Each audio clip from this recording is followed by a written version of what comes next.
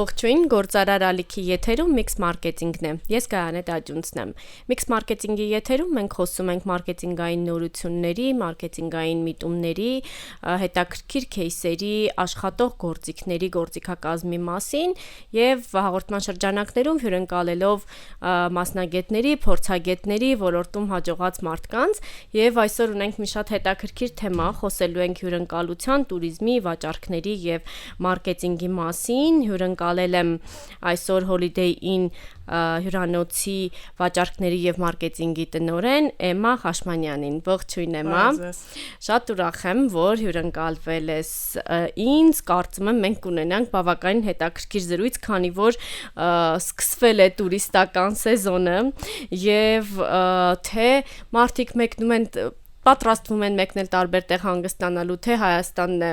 հյուրընկալում տարբեր հյուրերի եւ նախքան մեր զրույցը սկսելը կխնդրեմ պատմես քո մասին, որքան ժամանակ է որ գործունեություն ես ծավալում այս ոլորտում, միանգամից հենց туриզմից ես սկսել, թե այլ ոլորտից ես տեղափոխվել։ Նախ շնորհակալ եմ հրավերի համար։ Ինձ թվում է հետաքրքիր զրույց կունենանք ամփոփելով հնարավոր բոլոր ոլորտները։ Եթե ուսանողությունը հաշվի առնենք, արդեն մոտ 20 տարի ոլորտում եմ, սկսել եմ Սլավոնական համալսարանում սովորելուց, դրանից հետո աշխատել եմ Ռուբեն Վարդանյանի մոտ, ներգնա туриզմի հիմքում ենք եղել։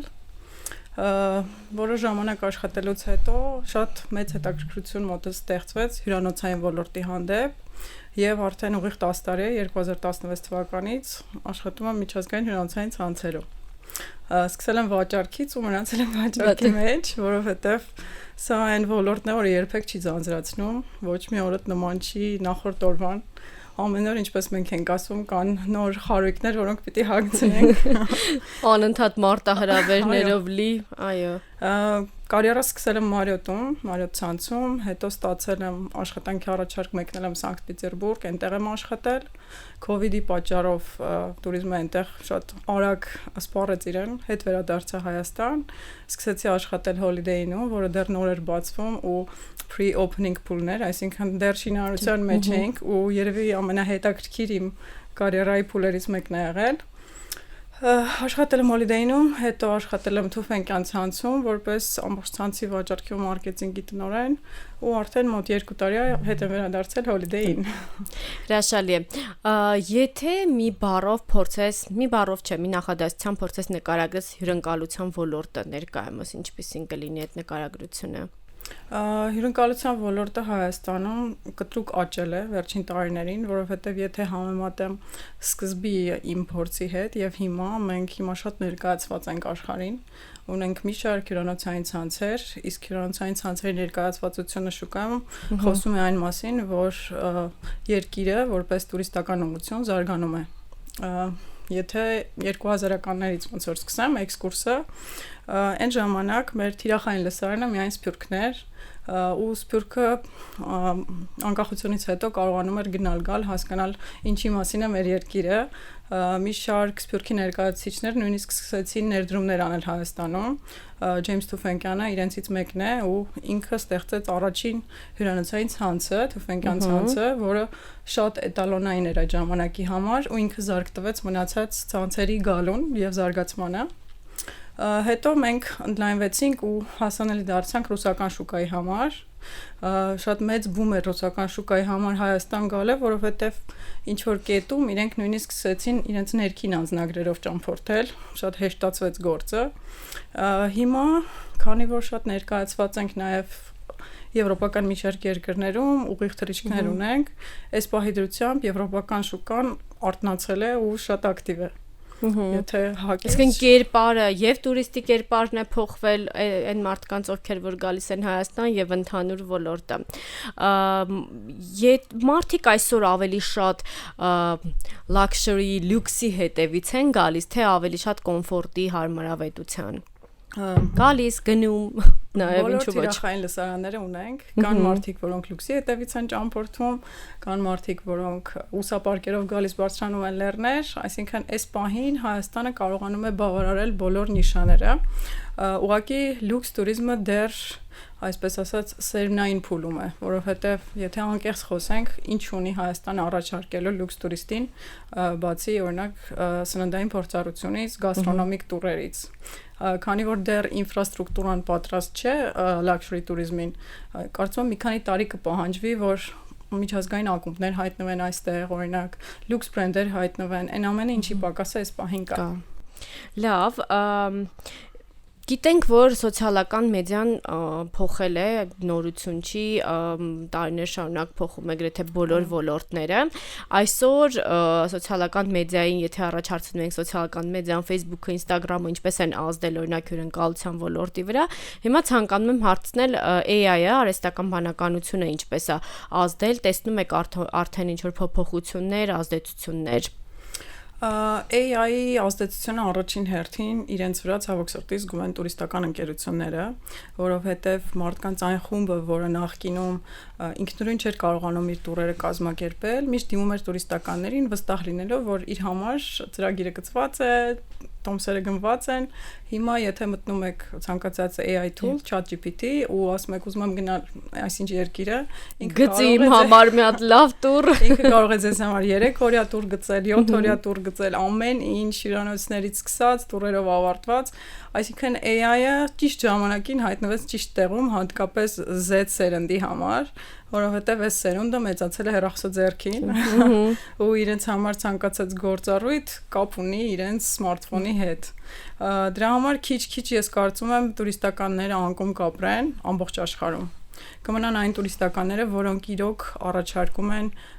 անգլերեն բառը օգտագործեմ tailor-made տուրեր luxury segment-ում։ Մնացած տուրիստականներին, որոնք regular տուրեր են առաջարկում, AI-ը լրիվ կփոխարինի մոտ ապագայում։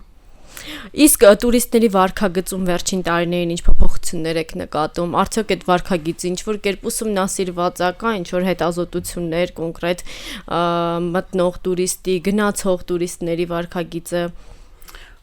Բնականաբար սոցիալական մեդիան նաև այստեղ իր ազդեցությունը ունի ու ինֆլուենսեր մարքեթինգը շատ մեծ լսարանի համար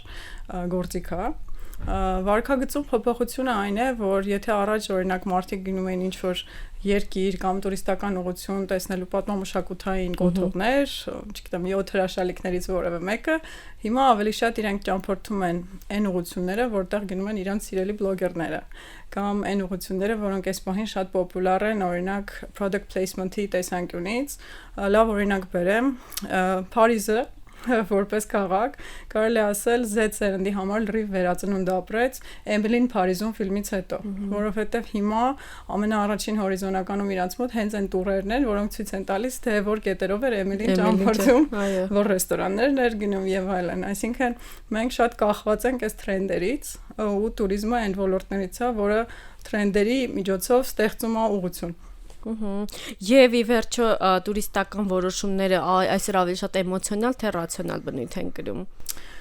COVID-ը մի քիչ փոխեց մեր իրականությունը, որովհետև COVID-ից առաջ մարդիկ գումար էին ոնց որ հավաքում, որ ինչ որ տարին մեկ անգամ մի ուղղությամբ գնան։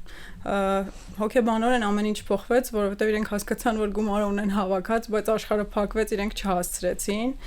Կարծում եմ հիմա ավելի սպոնտան ճամփորդությունների շրջան է, եթե չկան խոչընդոտներ, եթե կա վիզա, եթե երկիրը վստահություն է ներշնչում, այսինքն շատ ավելի արագ է այդ որոշումը կայացվում։ Հենց Երևանում ես շատ ընկերներ ունեմ, որ այսօր կարող են որոշել, որ weekend-ին գնում են Կիպրոս 2 օրով եւ վերադառնում։ Իսկ թվում է այդ առումով վիզերը որոշակի մշակույթ մտցրեց, փոխեց հայաստանցիների, Հայաստանի քաղաքացիների համար եւ ես էլ եմ համաձայն այդ մտքի հետ, որ եթե չկա վիզայի խնդիր, առաջ եթե ինչ որտեղ ինչ որ ուղղություն գնալը երկար պլանավորած գործընթաց էր, հիմա կարա սպոնտան որոշում լինել եւ կարծում եմ դա իրականում շատ լավ է բոլորիս համար։ Եթե անկեղծ խոսենք, վիզերը առաջին հերթին մեզ ցույց տվեց, որ աշխարհը շատ հասանելի է ֆինանսական առումով։ Եթե նախկինում միջև low cost-երների մեր շուկա գալը մենք ճամփորդում ենք Եվրոպա ու միայն տոմսերին վճարում ենք մինիմում $500, հիմա երբեմն վիզերով ինչ որ եվրոպական ուղղություն թռնելը ավելի մաչելի է, քան Երևանից Դիլիջան գնալը։ Այո, եւ սա բնավ վիզերի գովազդը չէ, մենք բացենք բոլոր այլ ցածր գին առաջարկող ավիաընկերությունների համար, որովհետեւ սա խոսում է ոչ թե տվյալ ավիաընկերության մասին, այլ թե ինչ բենեֆիտներ ենք մենք ստանում որպես Հայաստանի քաղաքացիներ, երբ որ Հայաստանը մուտք գործում նմանատիպ ընկերություններ, դա միանշանակ հեշտացնում է բոլորիս կյանքը եւ նվազեցնում ծախսերը։ Այն գումարը, որ մենք տալիս էինք առաջ վճարում էինք տոմսերի համար, թանկ, ինչպես դուք նշեցիք, հիմա արդեն կարելի է օգտագործել հենց բուն տուրիստական նպատակով այլ ծախսեր անելով։ Վաճառքները շատ հետաքրքիր լայն ուղղություն է, տարբեր ոլորտներում տարբեր կերպ է իրականացվում, տարբեր սխեմաներով։ Հյուրընկալության ոլորտում ինչով է տարբերվում մյուս ոլորտներից։ Վաճառքները մեզ մոտ լրիվ կապված են մարդու էմոցիաների հետ, այսինքն մենք ոչ թե փորձում ենք իրեն ինչ-որ ծառայություն վաճառել, ապրանք վաճառել, այլ մենք փորձում ենք իրեն տալ փորձառություն։ Միակ եւ ամենագլխավոր տարբերությունը հյուրընկալության ոլորտի եւ օրինակ սովորական սպառողական զամբյուղի միջև այն է, որ տուրիզմը այնպիսի պրոդուկտներ է առաջարկում եւ հյուրընկալությունը, որը դու կարող ես սպառել հստակ ժամանակահատվածում, հա, մեր check-in-ի ժամը 3-ից մինչև հաջորդ օրվա ժամը 12-ը ընկած ժամանակահատվածում եւ այս այն ոլորտն է, որտեղ առաջին տպավորությունը շատ կարեւոր է։ Այսինքն այդ էմոցիան դու չես կարող հետաձգել մեկ շաբաթ հետո։ Այո, առաջին տպավորությունը կարող է որոշիչը լինել, չէ՞, երբ որ մտար հյուրանոց եւ Այո, ու այստեղ վաճառքը կառուցվում է մարդու նախասիրությունների շուրջ։ Այսինքն մեր գործի մեջ մենք 80%-ով լսում ենք մարդուն, որ հասկանանք ինչն է իր պահանջը, ինչի կարիք ինքը ունի, ավելի երկարաժամկետ ինչի մասին է երազում, եւ 20%-ով արդեն մենք ենք մեր առաջարկը անում։ Ինչի համար է պատրաստ վճարել այսօրվա տուրիստը։ Շատ կախված է թե ինքը որ սեգմենտի տուրիստ է։ Ես կարող եմ հակիրճ ներկայացնել Հայաստանի սեգմենտները այս պահի դրությամբ։ Մենք շատ ակտիվ ունենք բիզնես ճամփորդություններ, այսինքն այն մարդիկ, որոնք գալիս են բիզնես նպատակներով հանդիպումների, կարճ են մնում Հայաստանում եւ մեկնում են հետ 2-3 օրվա մասին է խոսքը։ Մենք ունենք շատ մեծ MICE սեգմենտ, MICE սեգմենտը դա միջոցառումների եւ կորպորատիվների սեգմենտն է, այսինքն օրինակ Ռուսաստանում գտնվող մեծ կորպորացիաներ կարող են խրախուսական տուրեր կազմակերպել եւ իրենց բանկի կամ ֆարմա ընկերության մեծ բաժնին բերել Հայաստան, մի քանի օր կոնֆերանս անել, իրենց լավման տալ, ցույց տալ երկիրը եւ շնորհակալություն հայտնել, որ գործը լավ է արվում։ Այս սեգմենտի մասին երևի 10 տարի առաջ մենք չէինք լսել, բայց քանի որ սանկցիաների պատճառով Ռուսաստանը սահմանափակ հնարավորություններ ունի այլ երկրներ մեկնելու վիզաների խնդիր ունի, մենք Հայաստանը այս պահին շատ բում ուղղություն է իրենց համար, մեծ կազմակերպություններ եւ տարեկան միջոցառումները եւ ամփոփիչ միջոցառումները գալիս էստեղ են անում։ Ունենք նաեւ սովորական զբոսաշրջիկներ, որոնք եւ ինդիվիդուալ են գալիս եւ խմբերով են գալիս։ Խմբերով հիմնականում տուրիստական ընկերությունների միջոցով են Հայաստան գալիս, ոնց որ ամեն մեկը իր պահանջները ունի։ Մեկի համար կարևոր է կոնֆերանս սրահի լուսավորությունը եւ հարմարավետությունը, քանի որ 8 ժամ այդտեղ են անցկացնելու, մյուսի համար անկողինը, փափուկ բարձը, երրորդի համար նախաճաշը։ Այսինքն մեր գլխավոր նպատակն է բոլորին տալ հենց այն, ինչի կարիքը իրենք ունեն։ Իսկ ինչու են մարդիկ վերադառնում նույն հյուրանոց, ինչն է իրանց հետ բերում։ Գաղտնիքը բաց է միջազգային հյուրանոցային ցանցերի, ահռելի գումարներ է ծախսվում մարքեթինգի ու լոյալության ձևավորման վրա։ Այսինքն հիմնականում բոլոր իրենց հարգող մեծ ցանցերը ունեն լոյալության ծրագրեր, որոնք մարդուն տալիս են այն զգացողությունը, որ տվյալ ցանցը դա իրենց տունն է, իրենց երկրից հեռու։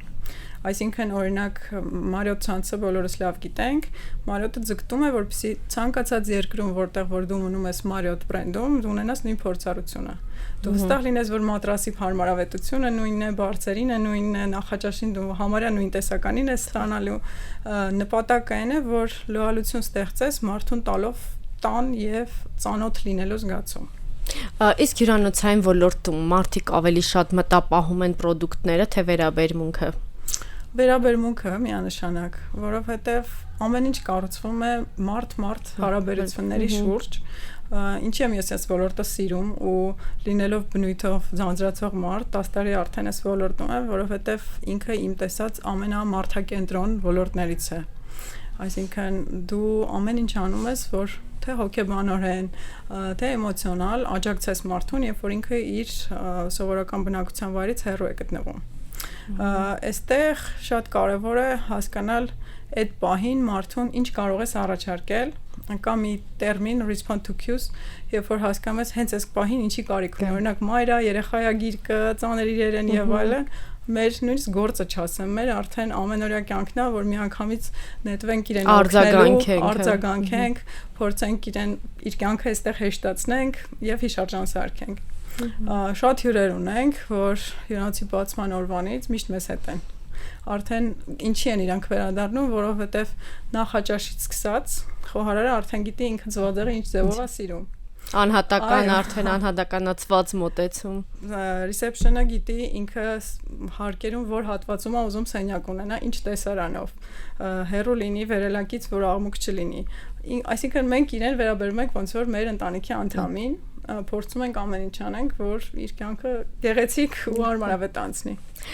Հյուրընկալությունը ինչքան էլ որ սովորելու ենթակա ուղղություն լինի, բայց մենք գիտենք, որ դա նաև հյուրընկալ ինչ որ բնավորության հատկանիշ է դա, հա, կարելի է սովորեցնել հյուրընկալություն, թե ամեն դեպքում դա մարդու բնավորության մաս է կազմում։ Քանի որ փորձ եմ ունեցել աշխատելու եւ Հայաստանում եւ Ռուսաստանում, ասեմ, որ Ռուսաստանում պրակտիկորեն հնարավոր չէ մարդկանց սովորեցնել հյուրընկալություն, իսկ Հայաստանում մենք հյուրընկալ ենք գենետիկ մակարդակով։ Ցանկացած զբոսաշրջիկ, ցանկացած սեգմենտի թե լինի ուսապարկով, քիչ վճարունակ, թե լինի luxury turist, եթե գալիս է Հայաստան ու ասում ես ամենաշատը քեզ ինչ տպավորեց, ինքը ասում է մարդը։ Մարդիկ գյուղում վերաբերմունքը իմ անձի հանդեպ, այն որ ուղղակի կարող ես մեկի դուռը թակել, ինքը քեզ սուրճ կհյուրասիրի, քաղցրավենի կբերի։ Մեր բրենդը, այսպես ասած, Հայաստանի տուրիստական բրենդը կառուցված է մարդկանց շուրջ։ Մենք ունենք գենետիկ մակարդակով ու շատ քիչ ջանք է պետք, որպեսզի դա զարգացնենք, կատարելագործենք, իհարկե տրեյնինգների միջոցով կարող ենք հասնել կատարելության, բայց այն երկիրն ենք, որը բնածին դա ունի։ Այսինքն հիմքում, հա, ճշմարտություն է, դա ուղղակի պետք է զարգացնել, համաձայն եմ։ Նշեցիք, որ հիմա հյուրանոցային ցանցերը բավական բյուջեներ են, հա, ներառում, որպեսզի ունենան, հա, տարբեր տեսակ, այսպես հնարավորություններ, իսկ այդ wow էֆեկտին հասնելը առանց մեծ բյուջեներ ծախսելու ինչ միջոցով է հնարավոր։ Մարդու օրը տոն դարձնելով, պարզապես։ Այսինքն եթե գիտենք, որ տուրիստ ունենք, ում ծննդյան տանը դարձն է, առանց իր որևէ ասելու կամ զգուշացնելու մենք մեր կողմից անպայման տորթ ենք տալիս, երգում ենք իր համար, շնորհավորում ենք։ Քանի որ մի քիչ կտրվել ենք սոցիալական մեդիայի եւ թվային տեխնոլոգիաների դարում, կտրվել ենք մարդկային շփումից, հիմա էլ ավելի արժևորված է մարդկային հարաբերությունները։ Ինչքան շատ է այսքան մարդկային գործոնը, ինչքան խնամ քաղաքատարությունը շատ է, այդքան ավելի դու հիշվող ես մարդու համար ու այսպես ասած իր սանդղակում հյուրանոց ընտրելիս դու առաջին հորիզոնական ես բարձրանում զուտ մարդկային վերաբերմունքի շնորհիվ։ Նշեցիր, որ համարյա 20 տարի այս գործունեություն, 10 տարի հենց հյուրընկալության ոլորտում, այս մասնագիտական գործունեության ընթացքում մասնագիտական այրում եղել է հյուրընկալության ոլորտում, թե ոչ։ Մասնագիտական այրում այդ ժամանակ իհարկե չգիտեի, որ այդ տերմինը դրա մասին է, չէ՞։ Բայց երբ որ աշխատում էի ներգնատորիզմում ու VIP սեգմենտում, հյուրընկալում էինք Հայաստան հրավիրված շատ բարձր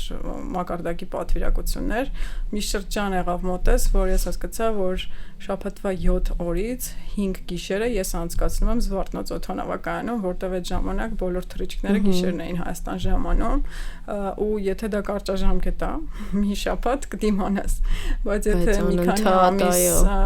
այդ ռեժիմով ես ապրում, ուղղակի իրականության հետ կապը կորցնում ես, ցերեկդ եւ գիշերդ միախառնվում են, չես կարող երկար այդպես աշխատել։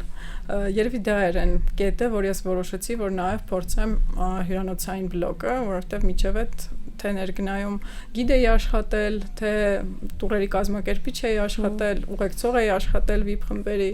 ոնց որ այդ լրիվ ուսումնասիրեցի ու փակեցի իմ համար այդ էջը, չնայած միջև հիմա ինքս իմ ազատ ժամանակ հոբիս ռիթրիթներ կազմակերպելն է, ու այս տարի վերսկսել եմ, մարդկանց տանում եմ Հայաստանի այն մարզերը, այն կտորները, որոնք լայն ճանաչում չունեն։ Հա, ես իմ Instagram-ի միջոցով որոշել եմ, որ Հայաստանը պետքա ցույց տամ եկեղեցիների պրիզմայից դուրս, վանքերի պրիզմայից դուրս, որովհետև վանքերի մասին բոլորը գիտեն, բայց չգիտեն այն մնացած հրաշքների մասին, որ մեզ մոտ թաքնված կան։ Շատ հետաքրքիր է, կարծում եմ մեր հաղորդման միջոցով այս գաղափարը եւս լսելի եւ տեսանելի կլինի մեր ռադիո լսողներին եւ դիտողներին եւ Էմայի էջի միջոցով կարող եք տեղեկանալ թե որտեղ է նախատեսվում հաջորդ ռիթրիթը։ Էմա, իսկ եթե խոսենք սխալներից, հա, մեր ռադիո լսողները եւ դիտողները հատկապես սիրում են սխալների, ֆեյլերի, ընդհանրապես մարդիկ սիրում են այս տեսակ քեյսերի մասին լսել։ Հյուրընկալության ոլորտում ամենաայսպես դաժան սխալները որոնք են։ Հյուրընկալության ոլորտը ամբողջովին կառուցված է դետալների հանդեպ ուշադրության վրա։ Եթե ինչ-որ դետալ բաց ես թողում քո ուշադրությունից, ամեն ինչ կարող է գնալ շատ վատ սցենարով։ Իմ այս 10 տարվա կարիերայում մի դեպք եմ հիշում, որ միշտ ուսանողներիս էլ եմ պատմում սրա մասին։ Հյուրանոցներից մեկում աշխատելիս հնդկական խումբ ունեինք, որը եւ մեզ մոտ էր ապրում եւ պետք է ընտրեր, ու մանրամասն խոսվել էր մենյուի բոլոր ճաշատեսակների մասին, ուղղակի մեկ աղցանը թողել էինք մեր շեֆ խոհարարի հայացողությամբ, chef's choice աղցան, այսպես ասած, ու ես հանձնում եմ, ոնց որ մենք հանձնում ենք դա իրեն, մենք գնում ենք մեր գործերով ու աղմուկա բարձրանում, որ ով է այս խմբի կազմակերպիչը, եկեք։ Ու պարզվեց, որ շեֆ խոհարարը այդ աղցանը տվել էր տավարի մսով, իսկ հնդիկների համար տավարի միս ուտելը արգելված է, իրենք անգիտակցաբար կերել էին ու շատ վատ էին իրենց զգում։ Այսինքն մի հատ փոքր դետալ վրիպեց մեր ուշադրությունից ու դա խմբի համար տրագիկ ստացվեց։ Դրա համար տենց շատ դեպքեր են եղել, իհարկե,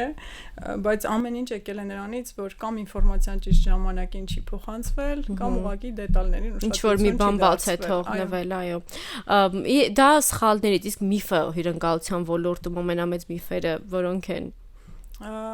Ամենամեծ միֆերը, որ հյուրընկալության աշխատողները միշտ երջանիկ են։ Միշտ ուրախ են, միշտ ճպտում են, շատ հեշտ աշխատանք է, իրականում շատ բարդ աշխատանք է հյուրընկալության ոլորտում աշխատանքը, հատկապես օպերացիոն բաժիններում, սննդի բաժնում, սպասարկման բաժնում, հենց reception-ը, նախ ֆիզիկապես, որովհետև մարդիկ անընդհատ ոտքի վրա են, երկրորդը պատկերացրեք, ասենք, 1 օր նկարագրեմ մեր առօրյայից, նախաճաշ են տալիս ապրող հյուրերի համար, հետո կոնֆերանս սրահներ ունենք, 7 կոնֆերանս սրահ, սուրճի ընդմիջմանն են նախապատրաստվում, հավաքում են տալիս են ճաշ, հավաքում են տալիս են երկրորդ սուրճի ընդմիջում, հետո նույնիսկ կարող է լինի ինտրիգ։ Ու միաժամանակ կարող են օրինակ սպասարկել արտագնամիջոցառում մեկ այլ վայրում։ Այսինքն սննդի բլոկը non-stop կարող է գործով զբաղված լինել, բավականին ծանր աշխատանք է, բայց շատ հետաքրքիր։ Իսկ եթե կա այսպիսի խոսույթ, հա, երբ ասում են չվաճառվող ապրանք չկա, կարելի է ճիշտ փաթեթավորել եւ վաճառել, լավ մարքետոլոգը ամեն ինչ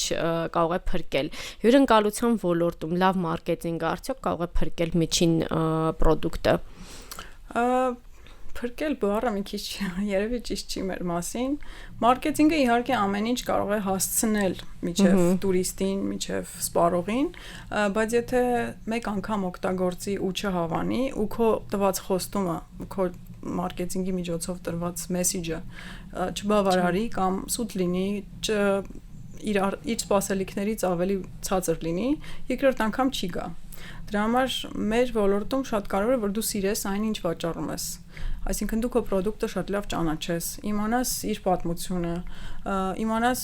ինչ հայտնի մարդիկ են այդտեղ եղել, ոնց որ հպարտությամբ ներկայացնես աշխարհին։